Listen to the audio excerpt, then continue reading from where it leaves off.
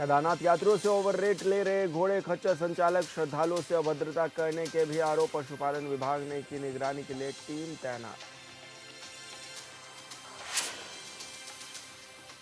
Electric वाहनों की चारधाम यात्रा में बड़ी संख्या, 25 जगहों पर 38 ई चार्जिंग स्टेशन की व्यवस्था। ग्रीन यात्रा की थीम पर यात्रा संचालन के लिए सीएम ने दिए थे निर्देश।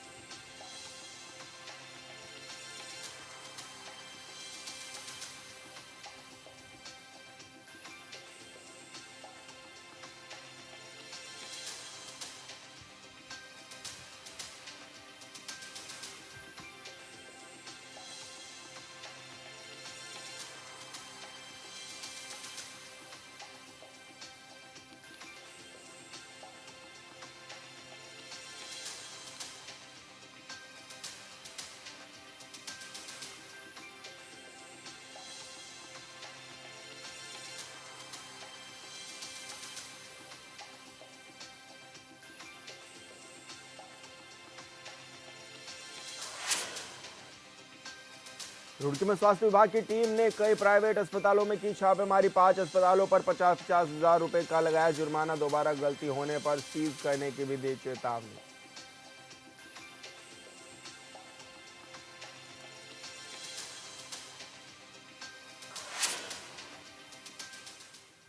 नमस्कार, हॉर्नबिल टीवी देख रहे हैं आप। मैं हूं आपके साथ विशाल गर्ग। खबरों की शुरुआत करेंगे बड़ी खबर से। केदारनाथ यात्रियों से ओवर रेट ले रहे घोड़े खच्चर संचालक, श्रद्धालुओं से अभद्रता करने के भी लगे आरोप। प्रशासन ने चेतावनी भी जारी की है और पशुपालन विभाग ने निगरानी के लिए टीम भी तैनात कर दी है।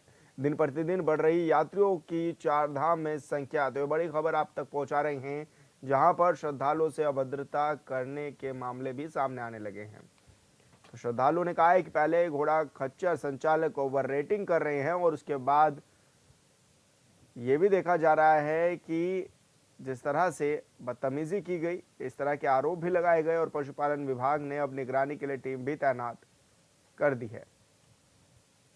तो दिन प्रतिदिन चारधाम यात्रा में यात्रियों की संख्या भी लगातार बढ़ती जा रही है।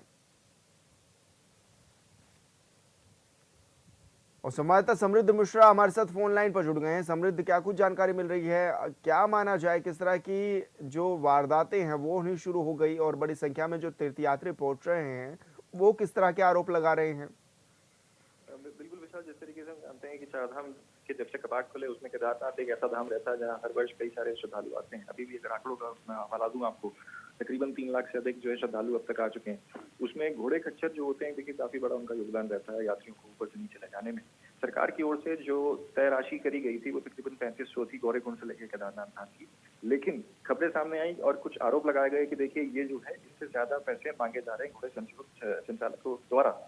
जिसके बाद संज्ञान लेते हुए सरकार ने कहा कि देखिए अगर ऐसा मामला सामने आ रहा है तो उनके सख्त से सख्त कार्रवाई कर उनके लाइसेंस कैंसिल करने के साथ ही उनके ऊपर कानूनी कार्रवाई करी जाएगी। क्योंकि देखिए यहाँ पे क्या है, टास्क फोर्स का भी गठन जो है वो राज्य सरकार की ओर से करा गया है और इन सब चीजों की निगरानी जो है वो लगातार करी जा रही है, मॉनिटरिंग करी जा रही है टीमों द्वारा, आखिरकार इन सब मामलों से यात्रियों को बचाया जा सके। लेकिन समृद्ध, अभी क्या माना जाए, लगभग कितनी बड़ी संख्या में तीर्थयात्री पहुंच भी रहे हैं और क्योंकि घोड़े खच्चर संचालक ही सहारा भी होते हैं कि दर्शन कराने के लिए वो जाते हैं, लेकिन फिर इस तरह की छुटपुट वारदातें क्यों आ रही हैं जो कि ये चारधाम का नाम भी खराब करते हैं ऐसे लोग? बिल्कुल, देखिए कहीं ना कहीं जो राज्य की छवि है उस पर तो हानि हो ही रही है। क्योंकि जब इस तरीके की शिकायत सामने आती है तो इसमें हुआ क्या, दरअसल मैं अगर आपको संक्षिप्त में पूरा मामला बताऊं तो यहाँ घोड़े खच्चर संचालकों द्वारा जब मांग करी गई ज्यादा पैसों की और जब नहीं दिया गया तो उन्होंने बदतमीजी करने के साथ ही जो यात्रा रूट है पूरा जहाँ से लोग चढ़ाई करते हैं उसको भी जाम कर दिया गया। इसके साथ साथ गंडी के साथ साथ जो पिट्ठू वाले हैं उनको भी समस्याओं का सामना करना पड़ा। तो कहीं ना कहीं देखिए जो जितने भी इस तरीके के लोग हैं जो ये सब कारनामे कर रहे हैं उनसे छवि तो खराब हो ही रही है राज्य की, लेकिन साथ ही कहीं किसी न किसी रूप में वहाँ का जो रोजगार है उस पर भी असर पड़ रहा है। क्योंकि वहाँ जो लोग रोजगार है उनका यही सब साधन है। गंडी वालों के ऊपर भी किसी न किसी रूप में असर पड़ा और साथ ही जो पिट्ठू बैग वाले हैं उनके ऊपर भी किसी न किसी रूप में असर पड़ते हुए नजर आ रहा है। लेकिन सरकार लगातार आश्वासन दे रही है कि देखिए इनके ऊपर सख्त कानूनी कार्रवाई कर इनके लाइसेंस निरस्त करे जाएंगे जो भी पकड़े जाते हैं। जी बिल्कुल समृद्ध, बहुत शुक्रिया आपका तमाम जानकारी साझा करने के लिए। और देहरादून से बड़ी खबर, चारधाम यात्रा को लेकर सरकार की पहल, 25 स्थानों पर 38 ई चार्जिंग स्टेशन बनाए गए। इलेक्ट्रिक वाहनों की चारधाम यात्रा में बढ़ी संख्या। ग्रीन यात्रा के थीम पर यात्रा संचालक के भी निर्देश। हर स्टेशन पर 60 केबी की यूनिवर्सल चार्जर लगाए गए हैं। जेएमवीएन होटल के बाहर लगे हैं अधिकतर ई चार्जिंग। तो बड़ी खबर आप तक पहुंचा रहे हैं, जहां पर इलेक्ट्रिक वाहनों की चारधाम यात्रा में संख्या भी बढ़ती हुई नजर आ रही है। तो बड़ी खबर आप तक पहुंचा रहे हैं, ग्रीन यात्रा की थीम पर यात्रा संचालन के निर्देश भी जारी कर दिए गए थे और अब यह भी देखा जा रहा है कि हर स्टेशन पर 60 केवी की यूनिवर्सल चार्जर भी लगाए गए हैं। और संवाददाता योगेश आर्या हमारे साथ फोन लाइन पर जुड़ गए हैं। योगेश, क्या कुछ जानकारी मिल रही है, किस तरह की तैयारियां हैं चारधाम यात्रा में जो वाहन पहुंच रहे हैं, ताकि अच्छा पर्यावरण भी रहे और बेहतर लाभ भी मिल सके? देखिए, बिल्कुल विशाल, जिस तरह से पर्यावरण को इस बार जो है बेहतर बनाने के लिए ये पहल की गई थी कि जो है ग्रीन यात्रा कराई जाएगी और इसमें जो इलेक्ट्रिक वाहन है उनके लिए जो है बेहतर व्यवस्था की जाएगी। उसी के क्रम में 25 स्थान ऐसे चिन्हित किए गए हैं जहां पर 38 ई चार्जिंग के जो है पॉइंट्स दिए गए हैं, जहां पर जो है वो चार्जिंग के माध्यम से अपने वाहनों को चार्ज कर सकते हैं। ऐसे में इलेक्ट्रिक वाहनों की बहुत अहम भूमिका हो जाती है ग्रीन यात्रा के दौरान। तो ऐसे में यात्रा को लेकर के जिस सरकार ने पहल की है और चार्जिंग पॉइंट दिए हैं, इसके चलते जो है इलेक्ट्रॉनिक वाहन जो है वो भी काफी यात्रा मार्ग पर देखने को मिल रहे हैं। काफी लोग जो है वो सरकार की इस पहल की सराहना करते हुए जो इलेक्ट्रॉनिक वाहन है उन्हीं के चलते जो है यात्रा पर आ रहे हैं। और ऐसे में जिस तरह से उनके चार्जिंग पॉइंट का इंतजाम किया गया है बेहतर नजर आ रहा है। 60 किलोवाट का एक जो चार्जिंग पॉइंट है उस पर जो है व्यवस्था की गई है। तो निश्चित तौर पर बड़ी व्यवस्था देखने को नजर आ रही है और ये किसका खासा फर्क जो है पर्यावरण पर पड़ता हुआ नजर आएगा, क्योंकि हमने देखा कि जिस तरह से पर्यावरण को जो है लेकर सवाल उठते आए हैं कि पर्यावरण दूषित हो रहा है। तो ऐसे में कहीं ना कहीं ये जो पहल है ये बेहद बेहतर साबित होगी और इसके लिए जिस तरह से पॉइंट्स लगाए गए हैं, खास तौर पर जेएमवीएन के जो होटल्स हैं उनके बाहर जिस तरह से इसकी खासतौर पर व्यवस्था की गई है, क्योंकि वहां पर जो लोग आते हैं वो रुकते हैं तो निश्चित तौर पर वो वहां पर उनकी चार्जिंग कर सकते हैं। तो निश्चित तौर पर ये बड़ी जो फैसला है वो लिया गया है। जी बिल्कुल योगेश, बहुत शुक्रिया आपका तमाम जानकारी साझा करने के लिए। गर्मी के मौसम के साथ ही डेंगू और मलेरिया का खतरा भी बढ़ने लगा है। ऐसे में देहरादून जिला प्रशासन पहले से ही अलर्ट मोड पर आ गया है। डेंगू की रोकथाम के लिए घर घर सर्वेक्षण से लेकर दवाओं और जांच व्यवस्था तक खास तैयारियां की जा रही हैं। जिलाधिकारी सविन बंसल ने बताया है कि आशा वर्कर्स, फैसिलिटेटेड वॉलंटियर्स और निगम कर्मियों की टीमें घरों में जाकर लार्वा की जांच और नष्ट करने का काम कर रही है। इन सभी को जिला प्रशासन की ओर से अतिरिक्त प्रोत्साहन राशि भी दी जा रही है। इसके साथ ही सरकारी अस्पतालों में डेंगू से निपटने के लिए दवाएं, टेस्ट किट्स, एलाइजा मशीन और ब्लड यूनिट्स बढ़ाए गए हैं।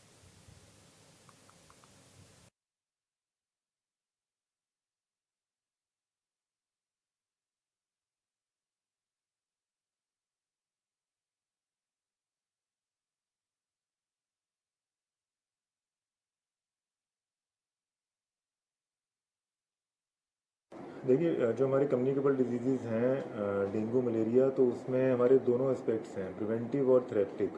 तो प्रिवेंटिव एस्पेक्ट पे हमारे घर घर जाकर सर्वेक्षण करने हैं, आशा वर्कर्स को, आशा फैसिलिटेटर्स को, अग्रणी अमला है हमारा, इनके साथ साथ हमारे वॉलंटियर्स भी रखे गए हैं और हमारे निगम के कर्मी भी हैं।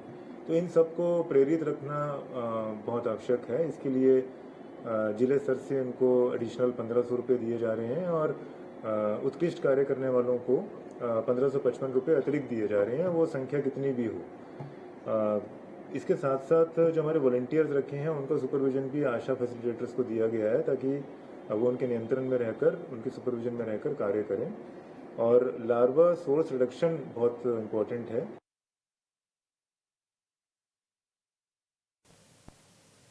रुड़की में स्वास्थ्य विभाग की टीम ने कई प्राइवेट अस्पतालों पर छापेमारी की। इस कार्रवाई से अस्पताल संचालकों में हड़कंप भी मच गया। सीएमओ हरिद्वार डॉक्टर अनिल कुमार वर्मा के नेतृत्व में इस कार्रवाई को अंजाम दिया गया, जिसमें नियमों का पालन न करने पर 5 अस्पतालों पर 50-50 हजार रुपए का जुर्माना भी लगाया गया। दरअसल स्वास्थ्य विभाग को लंबे समय से कुछ अस्पतालों की शिकायतें मिल रही थी, जिसके बाद ये छापेमारी की गई और जांच के दौरान कई अस्पतालों में डॉक्टर मौजूद नहीं थे और कई जगह नियमों का उल्लंघन भी पाया गया। वहीं सीएमओ ने बताया है कि पहली बार नियम तोड़ने पर 50,000 रुपये का जुर्माना और चेतावनी दी जाती है। दोबारा गलती होने पर 2 लाख रुपए का जुर्माना और अस्पताल सीज भी किया जा सकता है।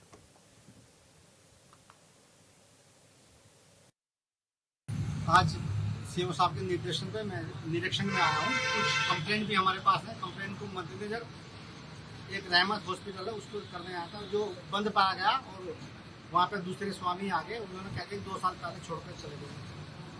डॉक्टर एक हानिया हॉस्पिटल में, वहाँ पे कोई डॉक्टर नहीं मिला, उसको नोटिस जारी कर रहे हैं हम लोग। और जनता हॉस्पिटल को मैंने निरीक्षण किया, वहाँ पे कोई डॉक्टर नहीं पाया गया, उस पर हम लोग पेनल्टी लगा रहे हैं। एक मैक्स हॉस्पिटल है, मैक्स हॉस्पिटल डॉक्टर नहीं मिला, उसको भी पेनल्टी लगाएंगे। 3 हॉस्पिटलों में कोई डॉक्टर आज नहीं पाया, पूर्व में भी चेतावनी दी गई थी और उनको निरीक्षण में खामियां पाएंगे।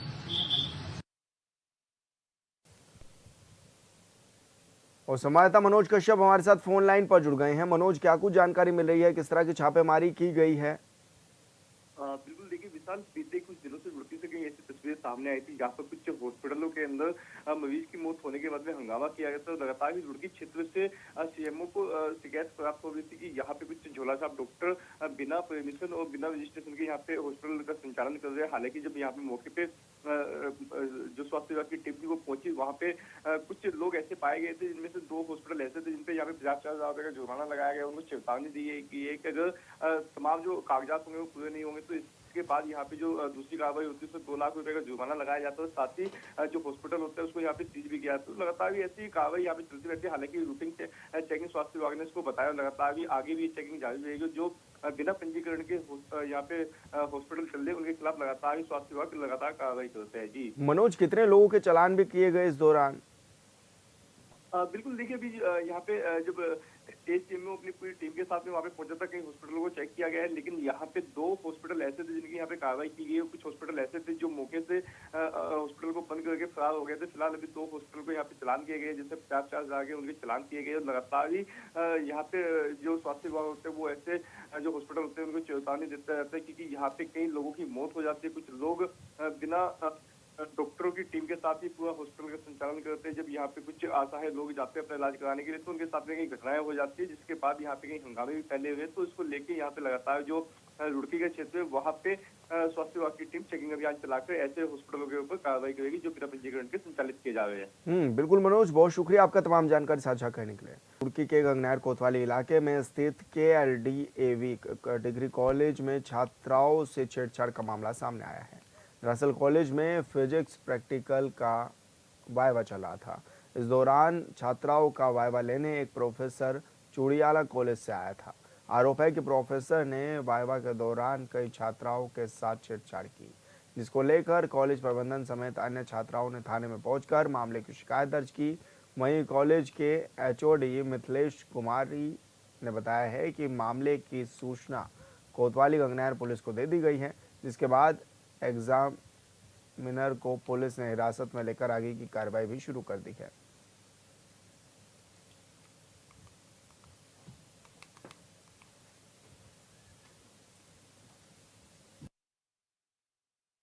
कॉलेज में पढ़ती हूँ। मैं वाइवा देने के लिए गई थी एग्जामिनर को, तो पहले तो उन्होंने मुझे टच किया चीक्स पे, तो मैं पीछे गई तो उन्होंने मेरा हाथ पकड़ के आगे किया। फिर बाद में उन्होंने मेरे दोबारा ऐसे करके चीक्स पे फिर ऐसे किया, और फिर बाद में उन्होंने मुझे बैड टच भी किया। बहुत सारों के चीक्स पे किया है। हमने प्रिंसिपल सर को शिकायत की थी। आपके साथ क्या कोई और भी बहुत सारी लड़कियां थी। बहुत सज़ा मिलनी चाहिए, उनको सज़ा मिले। को जब हमारा 3rd बैच चल रहा था तो उस समय कुछ मुझे प्रिंसिपल साहब ने बुलाया और वहाँ पे कुछ गर्ल्स थी। उन्होंने कहा मैडम हम जो एग्जामिनर आए हैं वो हमारे साथ इस टाइप की हरकतें कर रहे हैं, कभी हमें टच कर रहे हैं और इस तरह से कर रहे हैं। तो हमने कहा ठीक है, हम अभी उनसे बात करते हैं। उससे पहले मेरी नॉलेज में ये वाला मैटर नहीं था।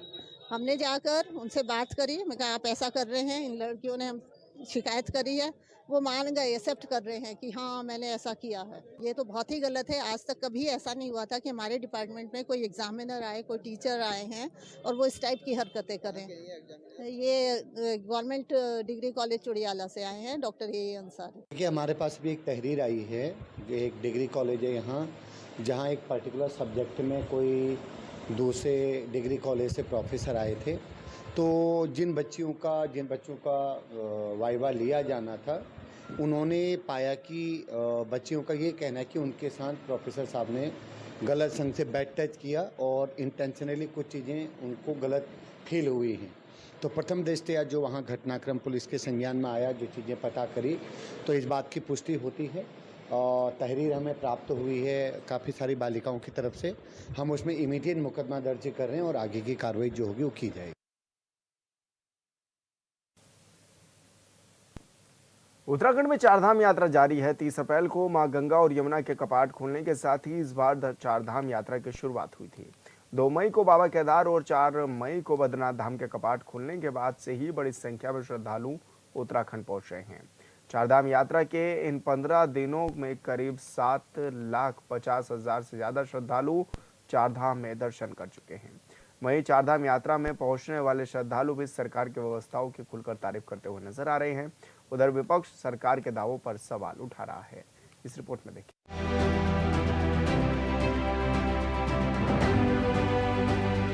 उत्तराखंड में 30 अप्रैल से विश्व प्रसिद्ध चारधाम यात्रा की शुरुआत हुई। इस बार 30 अप्रैल को मां गंगा और यमुना के कपाट खुले, 2 मई को बाबा केदार और 4 मई को बद्रीनाथ धाम के कपाट खुलने के साथ ही चारधाम यात्रा की विधिवत शुरुआत हुई। सरकार ने यात्रा से पहले इस बार तैयारियों को पिछले यात्राओं से और बेहतर बनाने की बात कही और इसका असर भी देखने को मिल रहा है। 15 दिनों में करीब 7 लाख तीर्थ यात्री चार धामों में दर्शन कर चुके हैं। सर, मैं केदारनाथ धाम पे दर्शन के लिए अपने दोस्त के साथ आया था। अचानक से मेरे दोस्त की कुछ ऑक्सीजन लेवल कम हो गया है, तो बीच में एक कैंप था इनका गवर्नमेंट का। यहाँ पर इनका उपचार चल रहा है। व्यवस्था बहुत सही है यहाँ पे। उत्तराखंड सरकार ने बहुत अच्छा काम किया यहाँ पे। जगह जगह बहुत सारे मेडिकल कैंप बने हुए हैं। I've seen all the hospital and the equipment is top class. I'm really impressed by the work these people are doing. मेरा नाम सुनीता राय है। मैं नागपुर से आई हूँ। यहाँ दर्शन करके बहुत अच्छा लगा। यहाँ की व्यवस्था बहुत अच्छा है, बहुत बढ़िया व्यवस्था है यहाँ पे। यहाँ स्वर्ग बहुत बढ़िया है यहाँ पे। गुजरात से इधर बाबा के धाम पे बाबा का दर्शन किया और बड़ा भाई को बुखार आया तो दवाखाने तात्कालिक सरकारी दवाखाने लेके आया। तात्कालिक सेवा अच्छी कर रहे हैं, गोलियाँ भी अच्छी है, सब अच्छा है। अच्छा है पर सब अच्छा है। इन लोगों ने एकदम क्विक रिस्पांस दिया है। अभी ट्रीटमेंट चल रहा है हमारे पेरेंट्स का, so they are a little better.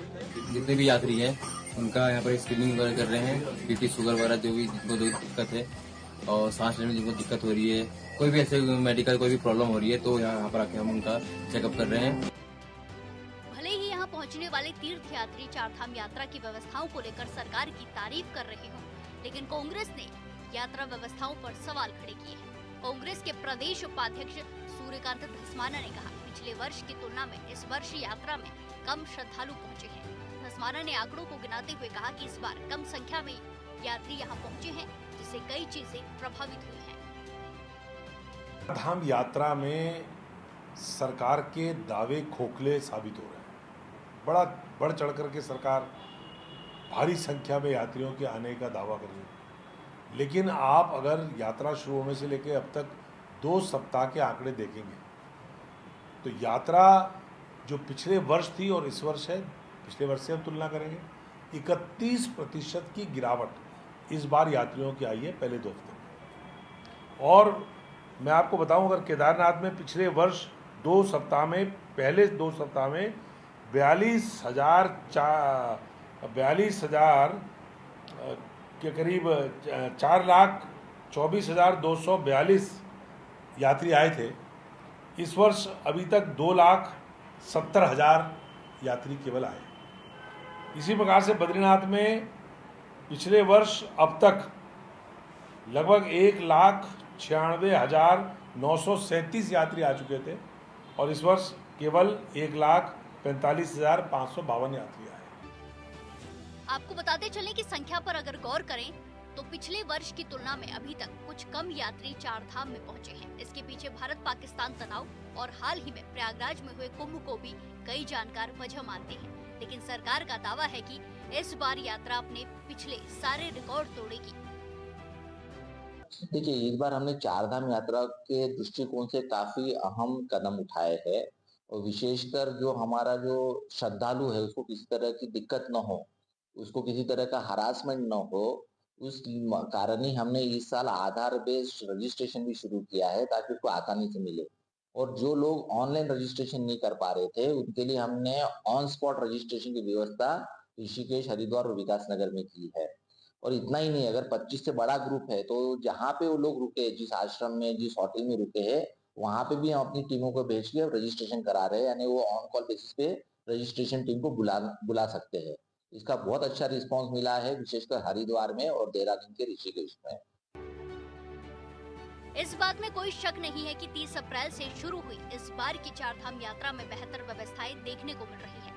संख्या का कुछ कम या ज्यादा होना यात्रा में उतने मायने नहीं रखता जितना यात्रियों के लिए सुविधाएं देना मायने रखता है। यानी कि भले ही सत्ता पक्ष और विपक्ष यात्रा की व्यवस्थाओं पर सवाल उठा रहे हो, लेकिन यात्रियों में बेहद उत्साह देखने को मिल रहा है। हाँ, इतना जरूर है कि आने वाले दिनों में बरसात की चुनौतियां सरकार के सामने हैं और ऐसे में सरकार की तैयारियां उस दौरान किस तरह से रहेंगी, ये देखने वाली बात होगी।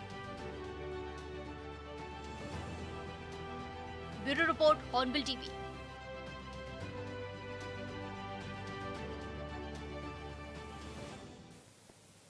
धर्मनगरी हरिद्वार में क्राइम का ग्राफ बढ़ा है। कहीं चैन स्नैचिंग तो कहीं तमंचे के बल पर लूट हो रही है। आलम यह है कि दिन दहाड़े अपराध की घटनाएं हो रही हैं, हालांकि पुलिस भी लगातार कार्रवाई कर रही है। इन सब के बीच एसएसपी ने कानून व्यवस्था की समीक्षा की और कई थाना प्रभारियों को फटकार भी लगाई है। हरिद्वार के एसएसपी प्रमिंदर सिंह डोभाल ने जिले में कानून व्यवस्था की समीक्षा करते हुए पुलिस महकमे को सख्त निर्देश जारी कर दिए हैं। अपराधियों पर लगाम लगाने से लेकर जवानों की समस्या सुनने तक इस समीक्षा बैठक में कई बड़े फैसले लिए गए। अपराध समीक्षा बैठक में जिले भर के सभी थाना प्रभारी, क्षेत्रीय अधिकारियों को तलब किया गया। अब बैठक के दौरान एसएसपी ने जहां लंबित मामलों के निस्तारण के लिए तेजी लाने को कहा, तो वहीं रात्रि गश्त को लेकर भी सख्त हिदायत दी गई।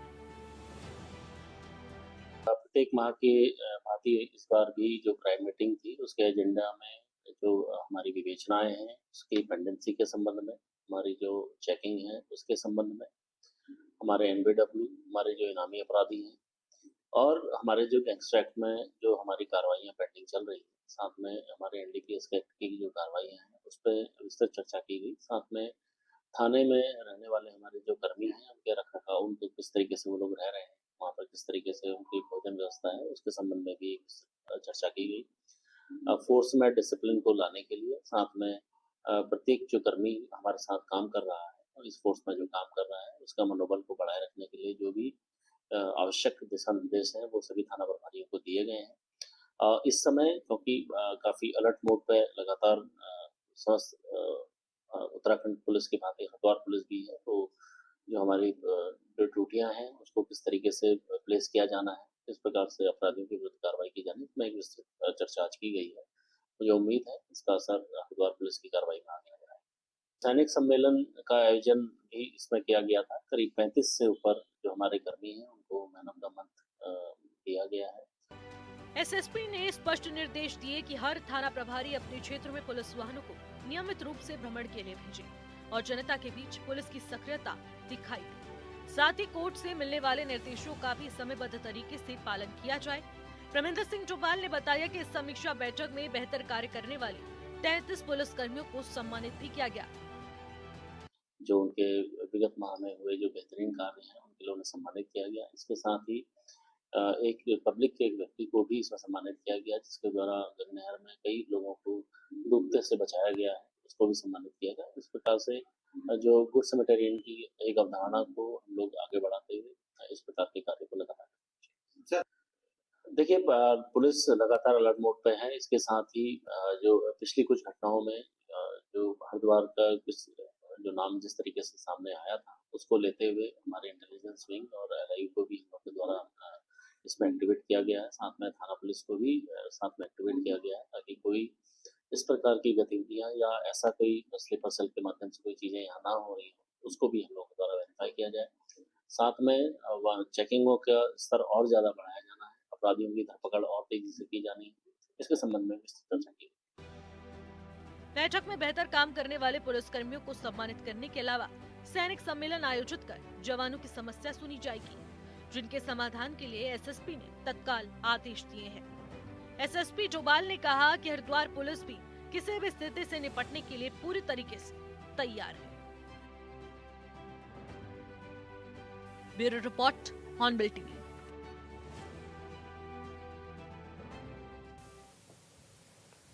और फिलहाल इस बुलेटिन में इतना ही। आप देखते रहिए हॉर्नबिल टीवी। नमस्कार।